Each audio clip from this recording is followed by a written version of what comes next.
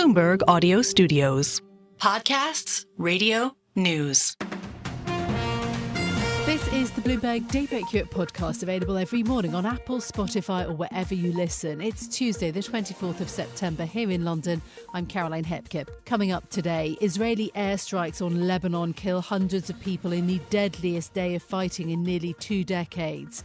China's central bank throws the kitchen sink at the economy in a bid to hit their annual growth target. Plus, talk of light at the end of the tunnel. Keir Starmer tries to reset the narrative with his party conference speech after a bruising few weeks in power. Let's start with a roundup of our top stories. Nearly 500 people have been killed after Israel launched airstrikes on targets across southern Lebanon. The strikes are a major escalation just days after an attack in which pagers and walkie-talkies owned by Hezbollah members exploded across the country. In a video message, Israel's Prime Minister Benjamin Netanyahu told the people of Lebanon that his country's war is not with them, but with Hezbollah. The IDF has warned you to get out of harm's way. I urge you, take this warning seriously. Don't let Hezbollah endanger your lives and the lives of your loved ones. Don't let Hezbollah endanger Lebanon. Despite Netanyahu's message, the Lebanese health ministry said around 100 women and children were among the dead. Israel says many of those killed were members of Hezbollah and argued that the group has placed rocket launchers in private homes. The strikes were the deadliest since the 2006 war between the two sides and comes as the US said that it will send a small number of additional troops to the Middle East. China has unleashed an unprecedented stimulus drive in a bid to hit its annual growth goal of 5%. The central bank cut the amount that lenders must hold in reserves to the lowest level since 2020 and reduced a key policy rate. A package to shore up the Chinese property market was also unveiled, including lowering borrowing costs on as much as $5.3 trillion in mortgages and easing rules on second home purchases. Grace Tam, Chief Investment Advisor at BNP Paribas Wealth Management Hong Kong, says further support is expected. What happened today, I think it actually raised the expectations of more coming, especially for today. It's more on the monetary side. And I think market would expect there will be more announcement on the fiscal side. BNP Paribas' Grace Tam speaking there. The People's Bank of China chief Pan Gongsheng also said that China will unlock at least 800 billion yuan or $113 billion of liquidity support, allowing securities firms, funds and brokers to buy stocks. To the US now. Federal Reserve officials are leaving the door open to additional large rate cuts after last week's outsized half-point reduction. Policymakers speaking at multiple events stressed that they're undecided on what they will do at the next Fed policy meeting, and incoming data will guide their decisions. However, the Chicago Fed President Austin Goolsbee did say that rates need to be lowered significantly to protect the US labour market and support the US economy. If conditions continue like this, there are a lot of cuts to come over the next 12 months. There's virtual unanimity about that. So whether the next one is 25 or 50 or 0 or whatever, my view is over the next 12 months, we have a long way to come down to get the interest rate to something like neutral to try to hold the conditions where they are. While Goolsbee isn't a regular voter on rate decisions this year, he participates in monetary policy deliberations. Goolsbee said that he supported the Fed's decision last week to lower rates by a 0.5 percentage point. That's a message that was echoed in separate comments by the Minneapolis Fed President Neil Kashkari and also by Atlanta's Raphael Bostic. It's emerged that Barclays and Bank of America helped UniCredit build its stake in Commerzbank. Bloomberg understands that Barclays arranged derivatives linked to Commerzbank for the Italian lender and, alongside Bank of America, helped the firm to expand its holding to the current level of about 21%. UniCredit CEO Andrea Orcel also used a government placement to acquire a 4.5% stake, a move that the German government disapproved of. Berlin announced on Friday that it is suspending Commerzbank share sales until further notice. London has been struggling with a dearth of IPOs and locally listed companies leaving for New York recently, but a new survey by broker Deutsche Numis shows some reasons to be optimistic. Numis surveyed 150 executives and directors at London-listed companies. 87% said that the UK is an attractive market now to list or raise capital. 42% said that they expect IPOs to increase dramatically in the next couple of years, especially from foreign issuers listing in London. Respondents said that the government should now prioritise streamlining corporate governance requirements and encouraging pension funds to invest in local stocks. Speaking of the UK, Keir Starmer will attempt to reset the country's political narrative as he addresses his Labour Party conference today. The Prime Minister is expected to say that taking tough economic decisions now will allow the government to deliver its key objectives. Chancellor Rachel Reeves also conveyed an upbeat message about Britain's growth prospects in her remarks at the event in Liverpool yesterday. It will be a budget with real ambition. A budget to fix the foundations, a budget to deliver the change that we promised, a budget to rebuild Britain. And my budget will keep our manifesto commitments. Every choice we make will be within a framework of economic and fiscal stability. Rachel Reeves speaking there. Keir Starmer's speech comes amidst criticism that his administration's gloomy economic messaging has exacerbated the UK's financial challenges. According to a survey by S&P Global, corporate leaders are still awaiting detail on economic policy, particularly the budget, with some putting off investments in the meantime. I want to get back to our top story this morning. Israel has launched airstrikes on targets across southern Lebanon. Nearly 500 people have been killed and some 1,650 injured. This according to the figures from the Lebanese Health Ministry. It is one of the deadliest days of fighting in nearly 2 decades, and it increases the fears of an all-out war in the Middle East. Joining me now in the radio studios, Bloomberg's Horizons Middle East anchor Jumana Basechi. Good morning, Jumana. Thank you for being with me. Good morning.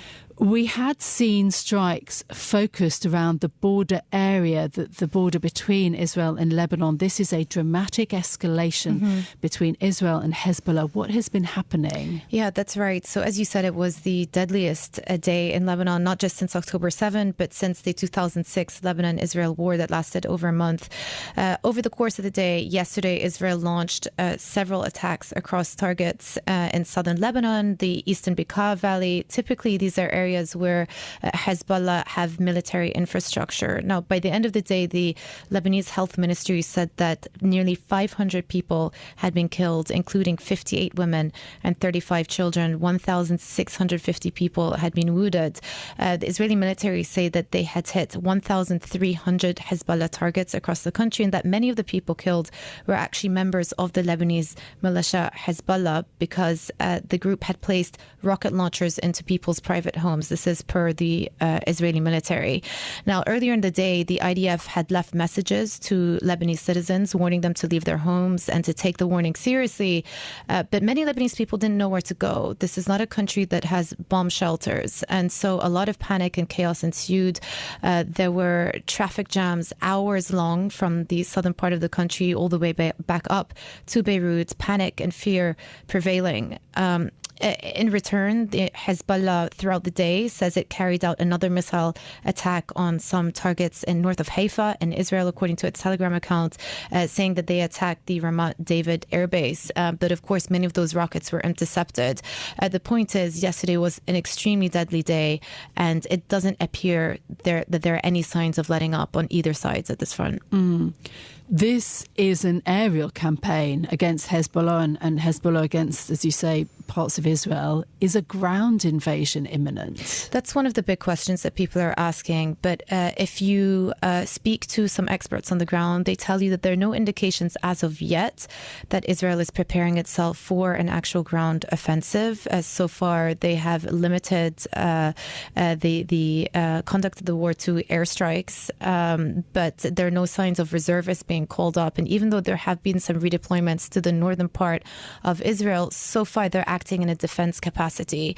For now, if you listen to the language coming out of the Israeli Prime Minister, out of the Defense Minister Yoav Gallant, it appears as though the airstrikes on key Hezbollah assets are going to continue. And then also what they have said, and again, this is language from that the Israeli military put forward yesterday, they said that up to 50% of Hezbollah's capabilities and infrastructure has been degraded. In addition to that, they also claim that all of the elite commanders of the Radwan fighting force, those are the senior commanders that surround the Secretary General Hassan Nasrallah, have also been killed as well. This has not been confirmed by Hezbollah. Why is this escalation happening now, do we think? I think, again, you have to go back to the language that the Israeli officials have used in the last few weeks. And clearly, if you listen to what the defense minister said, Yoav Gallant, they see the center of gravity of the war as having moved to the north. The Israeli Prime Minister, Benjamin Netanyahu, on the day of those explosive attacks at the telecommunications devices blowing up last Tuesday, it was only a week ago, that same day, he announced a new war objective. And the war objective was to allow residents in northern Israel to return homes. Now, remember, there are over 70,000 families that have left the northern border since October 7 and since that daily exchange of rocket fire between Hezbollah and Israel. And a similar situation in southern Lebanon as well. You have more than 120,000, 130,000 families also being forced to evacuate. So there is a vacuum on both sides of the border. And what some people are saying, and again, this is an expert view, is that what Israel is looking to do here is to escalate once more in order to de-escalate and to get Hezbollah to come round to agreeing to put down their arms and to stop the exchange and the firing of rockets into northern Israel. This also comes with the backdrop of the UN General Assembly, which begins today in New York. Iran's new president will be there. Also the Israeli delegation and the outgoing US president. So this could also be a very important moment. It could have been a big opportunity. I would just point out the Lebanese Prime Minister cancelled his trip, so he's no longer going. The Israeli Prime Minister Netanyahu is still expected to make a trip towards the end of the week. He is expected to give a speech either Thursday or Friday. It has not been confirmed given everything that has been going on, but this was meant to be a longer trip for him. He obviously cut it short or made it shorter. The US, meanwhile, is still very much focused on breaking this escalatory cycle. They're urging restraint for all parties involved. And you did mention the Iranian President Pezeshkian as well. And he made some interesting comments yesterday that have been picked up also on our Bloomberg terminal. In comments to reporters, he said that Iran would be willing to have a discussion with Israel, and they're willing to put all our weapons aside so long as Israel is willing to do the same. This is a verbatim quote that the Iranian president told reporters yesterday. And lots of people were questioning the timing of those specific comments, particularly because, as we know, Hezbollah is Iran-backed. And there has been an absence or very few signs that Iran are looking to get actively involved in this war as well. So you have to think about some of the commentary that's going to be coming through from Iran and Iranian representatives in the next few days as well. Yeah, Masoud Pezeshkian, the Iranian president, is due to speak at the UN today. Jumana, thank you so much for being with me this morning. That is Bloomberg Horizon's Middle East anchor Jumana Basechi on one of our key stories this morning. Israel launching airstrikes on targets across southern Lebanon. Thank you so much for being with me. Now to the main economic and business story now. China's central bank has announced a slew of stimulus measures to boost the economy, stocks and property. The initial market response has been cautiously positive, perhaps more than that. But some of the fundamental woes that continue to plague the Chinese economy, like deflationary pressure, those perhaps remain unresolved. Let's discuss with Bloomberg's Asia government and politics correspondent, Rebecca Chung-Wilkins. Rebecca, good morning. First of all, the changes that have been announced, just run through the PBOC's barrage of measures.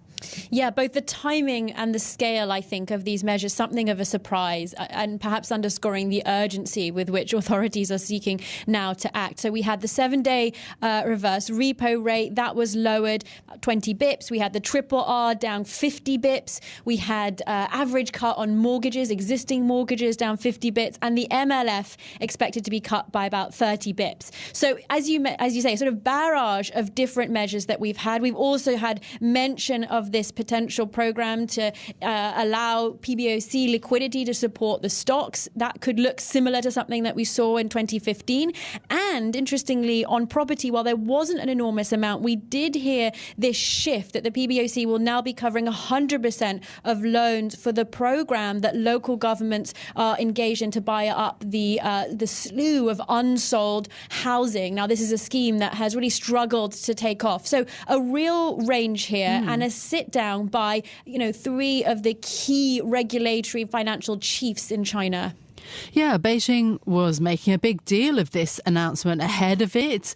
Why is that also quite important in how we think about this story? Yeah, this is really interesting because I think for most parts of the world, this is what you expect. You expect your chief, your PBOC chief, your central bank chief to sit down at a press conference and talk sort of somewhat off the cuff or somewhat freely with transparency around what measures are being introduced. But of course, in China, actually, there has been this sort of prevailing concern around the black box, around the lack of information and the lack of transparency around how decision making is happening. So it certainly has caught people's attention. We had the Pan Gongsheng sitting alongside the chief for the securities regulator as well as the finance regulator. So these 3 making their debut and offering a coordinated set of measures from each of their, respective institutions here to try and bolster growth in China. Yeah, indeed. And so, in terms of that growth goal, Bloomberg Economics has looked at how much this will help. Does China reach its 5% growth target on the back of this?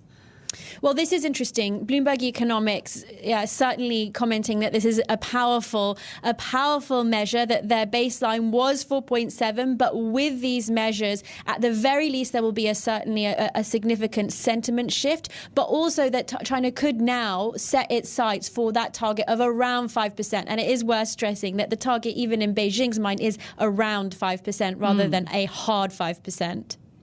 OK, and this talk also of stock stabilisation, a stock stabilisation fund.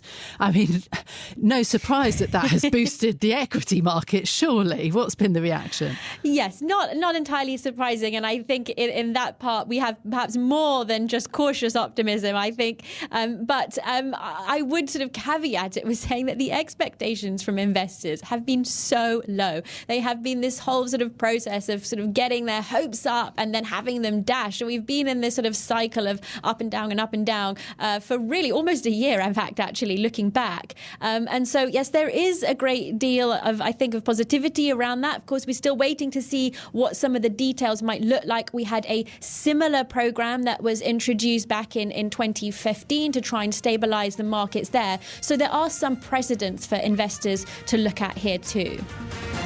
This is Bloomberg Daybreak Europe, your morning brief on the stories making news from London to Wall Street and beyond. Look for us on your podcast feed every morning on Apple, Spotify and anywhere else you get your podcasts. You can also listen live each morning on London DAB Radio, the Bloomberg Business app and Bloomberg.com. Our flagship New York station is also available on your Amazon Alexa devices. Just say, Alexa, play Bloomberg 1130. I'm Caroline Hepker. And I'm Stephen Carroll. Join us again tomorrow morning for all the news you need to start your day, right here on Bloomberg Daybreak Europe.